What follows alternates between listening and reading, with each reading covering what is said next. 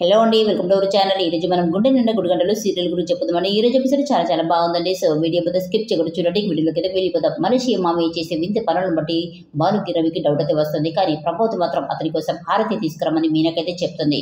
ఇక బామ్మగారు కుడిదల పడ్డ ఎలుక వస్త్రం వస్తుంది, వెళ్ళి స్నానం చేసి రమ్మను అంటూ కోపం చేస్తుంది. ఇక అతను వెళ్తూ ఉంటే అప్పుడు బాలు జాగ్రత్త, బాత్రూమ్ దగ్గర కూడా కుడితోటి ఉంది అని విటకరంగా మాట్లాడతాడు. ఇక అతని వింత పనులు చూడగానే అందరూ కూడా నవ్వుతూ ఉంటారు. అప్పుడు రోహిణి, మా మామయ్యకి పల్లెటూరు కొత్త, ఎలా నవ్వుతున్నారు చూడండి అత్తయ్య అంటూ ఫీల్ అవుతుంది. ఇక మనిషి మామయ్య స్నానం చేసి తను వేసుకున్న బట్టల తీరును చూడగానే అందరూ కూడా హేళన చేస్తారు. అప్పుడు అతను ఇవి పోయిన నెల గోవాలో కొనాలని చెప్తాడు. ఇక మనోజ్, ఏంటి మీరు పోయిన నెల ఇండియాకి వచ్చారా అని డౌట్గా అడుగుతాడు. ఇక అప్పుడు రోహిణి, పోయిన నెల గోవాకి వచ్చారంట, అక్కడ ఓ రీసెట్ ప్లాన్ చేస్తున్నారట అంటూ కవరైతే చేస్తుంది. ఇక అతనేమో అవునవును, అక్కడ 50 రూపాయలకే బీరు, 100 రూపాయలకే పెగ్గు అంటాడు. అప్పుడు ప్రభావతి, మరి అక్కడ వరకు వచ్చిన వారు మా ఇంటికి రాకుండా ఎలా వెళ్ళిపోయారు అంటుంది. ఇక అతనేమో, నేను సంక్రాంతికి బిజీగా ఉంటాను, 4 అసిస్టెంట్ని పెట్టుకుని కూడా పని అందించలేనంత బిజీగా ఉన్నాను అంటాడు. ఇక మీనా, సంక్రాంతికి మీరెందుకు బిజీగా ఉంటారు, ఇక్కడ మటన్ చికెన్ అమ్మేవాళ్ళు కదా బిజీగా ఉంటారు అంటుంది. ఇక రోహిణి, నువ్వు కూడా బాలులాగానే భలే తమాషగా మాట్లాడుతున్నావు ఏంటి మీనా అంటుంది. ఇక మీనా కూడా, మీ మామయ్య కూడా తమాషగానే మాట్లాడుతున్నాడు అంటుంది. అప్పుడు ప్రభావతి మనిషి మావిని గుమ్మం బయట నిల్చోమని చెప్తుంది. అప్పుడు మీనా, రోహిణి, శృతి ముగ్గురు కలిసి అతనికి హారతి ఇచ్చి ఇంట్లోకైతే రమ్మంటారు. తర్వాత సత్యం, ప్రయాణం బాగా జరిగిందా అంటాడు. ఇక అతనేమో, రోడ్డే బాగలేదు, మేకప్ వేసిన మట్టి రోడ్లో ఉంది అంటాడు. అప్పుడు రవికైతే డౌట్ వస్తుంది, మీరు మట్టి రోడ్లో వచ్చారా అంటాడు. ఇక అతనేమో, ఇండియాకి ఫ్లైట్లోనే వచ్చాను, తర్వాత బస్సులో వచ్చానంటాడు. ఇక కారులో వచ్చానని చెప్పారు కదా, మరి బస్ అంటున్నారేంటి అంటారు డౌట్గా. ఇక అతనేమో తప్పించుకోవడానికి, పాప మీ డాడీ నీకు గిఫ్ట్స్ పంపించాడు కదా అని చెప్తాడు. ఇక ప్రభావతి, కూతురికి అల్లుడికి కలిపి బాగానే పంపించుంటారు కదా, ఉండండి మీరు చేత్తో కాకుండా ప్లేట్లో పెట్టి ఇవ్వండి అంటూ మీనాని ప్లేట్ తీసుకురమ్మని చెప్తుంది. తర్వాత సత్యం, మీరు రావడం సంతోషంగానే ఉంది, కానీ మీతో పాటు వాళ్ళ నాన్నని కూడా తీసుకొస్తే బాగుండేది అంటాడు. ఇక అతను, నాన్న ఇంకెక్కడ నాన్న, ఎప్పుడు చచ్చిపోయాడు కదా అంటూ అందరికి షాక్ ఇస్తాడు. ఇక మనోజ్, ఏంటి అంటాడు. ఇక అతను, అవును, బీడీలు తాగి టీబీ వచ్చి చచ్చిపోయాడు, 11వ రోజు ఫుల్గా కక్క ముక్క వేసి భోజనాలు కూడా పెట్టించాం కదా అంటాడు. ఇక రవి, మా వదిన వాళ్ళ నాన్న చచ్చిపోయాడా అంటాడు ఆశ్చర్యంగా. ఇక రోహిణి, మామయ్య చచ్చిపోయింది మా నాన్న కాదు మీ నాన్న అంటూ కవరింగ్ అయితే ఇస్తుంది. తర్వాత ప్రభావతి ఓ ప్లేట్ తీసుకొచ్చి అతని ముందైతే పెడుతుంది. ఇక బాలు ఇంట్లో లేడి కాబట్టి ఆ గిఫ్ట్స్ అన్ని బాలు చూడాలి, అందుకని వీడియో తీసి బాలుకి ఆ వీడియో పంపించమని రవికి అయితే చెప్తుంది. ఇక అతనేమో, పాప మీ డాడీ నీకోసం ఆమ్లెట్ వేయమన్నారు అని చెప్తాడు. ఇక రవి, ఆమ్లెట్ వేయడానికి మలేషియా నుండి కోడిగుడు పంపించారా అంటాడు. ఇక రోహిణి, ఊరుకు మామయ్య, జోకులెట్టి బ్రేస్లెట్ని ఆమ్లెట్ అంటున్నారేంటి అంటుంది. తర్వాత రాజేష్, బాలు ఇద్దరు కూడా కొబ్బరి బొండలు ఇంటికి తెస్తూ ఉంటారు. ఇక రాజేష్ ఏమో, మీ మామయ్య ఏదైనా సరుకు తెచ్చాడేమో, అది కొబ్బరి బొండలు కలుపుకు తాగుదాంరా అంటూ హ్యాపీగా ఫీల్ అవుతాడు. అప్పుడు బాలు, వాడు మలేషియా నుండి వచ్చినట్టు నాకు అనిపించట్లేదు, వాడు పార్లరమ్మ ఏదో మతలబ్ చేస్తున్నారా అంటాడు. ఇక ఇంటికి రాగానే ప్రభావతి, మీ మలేషియా మామయ్య ఏం తెచ్చారో చూడరా అంటుంది. కానీ అతనేమో, రోహిణి కోసం ఓ చీర, మనచుకో డ్రెస్, బ్రాస్లెట్ తెచ్చారు, ఇక వాటిని చూపిస్తే ఇంతే కదా అంటాడు వెటకారంగా. ఇక అతను, మనం గ్రూప్ ఫోటో దిగుదామంటూ ప్రభావతిని ఆంటీ అని పిలుస్తాడు. ఇక ఇప్పటి వరకు ప్రభావతి అతని ముద్దుగా మరిది గారు అని పిలిచింది, కానీ అతనేమో ఆంటీని చేసేసాడు. ఏంటి నేను ఆంటీనా అంటూ కోపం చేస్తుంది ప్రభావతి. ఇక అతనేమో, మీరు మా రోహిణికి అక్కలాగా ఉన్నారు, నేను మిమ్మల్ని ఆంటీ అని పిలుస్తానా, మీ ఆంటీని ఆంటీ అని పిలిచాను అంటూ కవరింగ్ అయితే ఇస్తాడు. ఇక తర్వాత రోహిణి వాళ్ళ డాడీ 100 ప్లేట్లలో ఒకసారి తీసుకెళ్ళమని చెప్పాడు అంటాడు.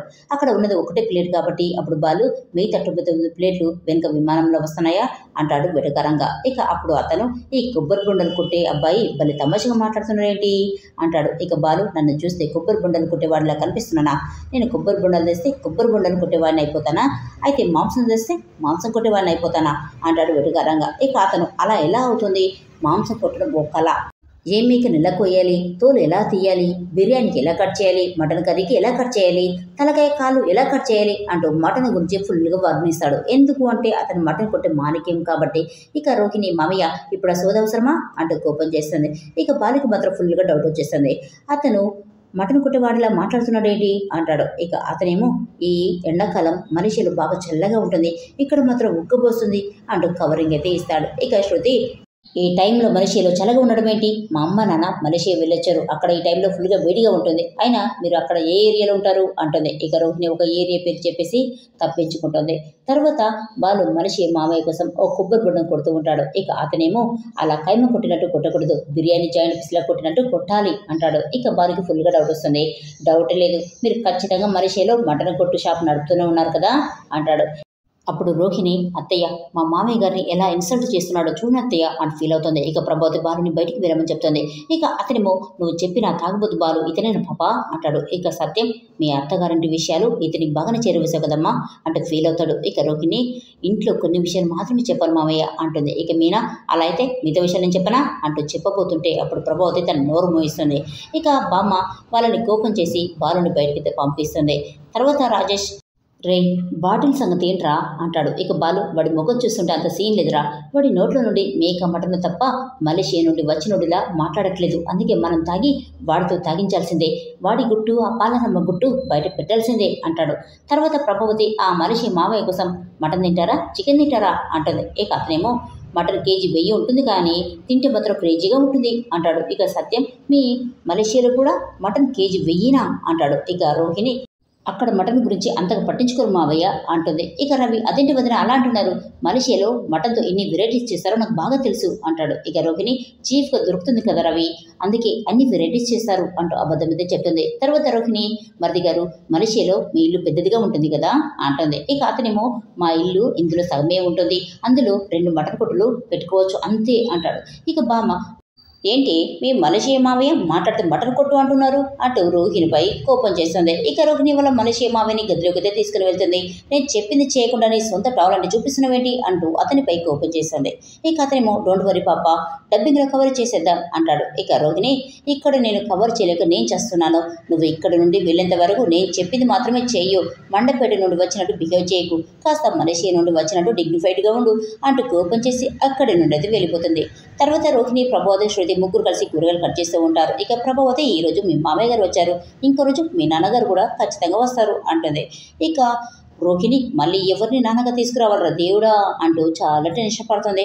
ఇక అప్పుడే బామ్మ వస్తుంది. ఇంకా కూరగాయలు తరగలేదా అంటుంది. ఇక ప్రభావతి ఇన్ని కూరగాయలు మేము ముగ్గురమే ఎలా తరగలుగుతాయా అంటుంది. ఇక బామ్మ మరి ఎన్ని రోజులు మీనాతో చేయించుకున్నారు కదా అంటుంది. ఇక ప్రభావతి మీనా అంటే స్పీడ్గా చేస్తుంది కానీ మీరే వద్దన్నారు కదా అంటుంది. తర్వాత శృతి నా వల్ల కావట్లేదు నేను వెళ్ళి పడుకుంటాను అంటుంది. ఎందుకంటే తనకి ఈ పని అలవాటు లేదు కాబట్టి. అప్పుడు బామ్మ ఆడపిల్ల పగటిపూట పడుకోకూడదు పని చేయాలి అంటుంది. ఇక ముగ్గురు కూడా కూరగాయలు కట్ చేస్తూ సరదాగా మాట్లాడుకుంటూ ఉంటారు. ఇక అప్పుడు సత్యం వస్తాడు. అప్పుడు బామ్మ నువ్వు నీ స్నేహితులని కలిసావా అంటుంది. ఇక సత్యం కలిశాను, ఈరోజు నేను చాలా సంతోషంగా ఉన్నాను, నేను కూడా ఓ పని చేస్తాను అంటాడండి. ఇక ఆ మటన్ కుట్టు మానికేమైతే ఆ మేకలు ఆకులు తింటవి, నేను దాన్ని తింటాను అంటూ తన గుట్టుని తనే బయట పెట్టేస్తున్నాడు. మరి ఈ వీడియో నచ్చితే ప్లీజ్ సబ్స్క్రైబ్ చేసుకొని మర్చిపోకూడదు.